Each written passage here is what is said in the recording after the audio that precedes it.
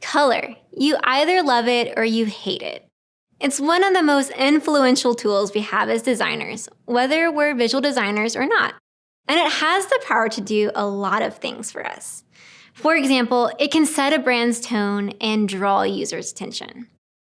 But it can be tricky to find the right combination of colors and then how to apply those colors to your design. So how can you use colors to enhance your design? I'm going to give you 3 guidelines for using color. Number 1, use the 60-30-10 rule. Number 2, apply then iterate your colors. And number 3, use colors consistently in your interface. Let's start with number 1, the 60-30-10 rule. This rule means that colors should be used in 60%, 30%, and 10%.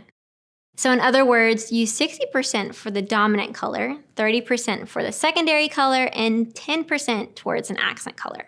I like to think of the 60% color as a base color, which takes up most of the space in your design. Think a background color. Your 30% color is a second layer, like navigation or secondary design elements, and the 10% is like little jewels that stand out in your design, like a primary call to action.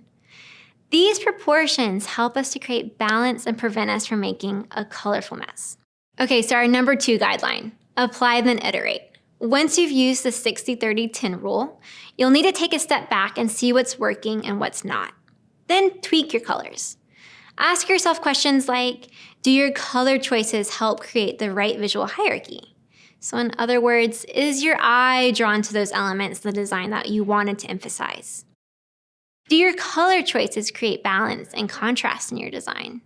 In other words, make sure the color is working for you in the design rather than just being there. Let's look back at our example from before. If we change the color of this button in the middle of the screen from bright pink to gray, the visual hierarchy completely changes. You no longer see that button first. All right, and our last guideline, number 3, use colors consistently in your interface. If you use bright pink for your calls to action on one screen, that same color should be used for calls to action everywhere, unless you have an insanely good reason for deviating from that color use. Consistency is key in helping your users understand the use of color. Now, regardless of following these 3 guidelines, you will want to follow your brand's color system. These colors have been carefully selected and should work well together. Using your brand's color guidelines will help create a strong and consistent brand experience. Color application to a design is not a mere happy accident. It takes iteration and careful application to really benefit and take full advantage of color in a UI.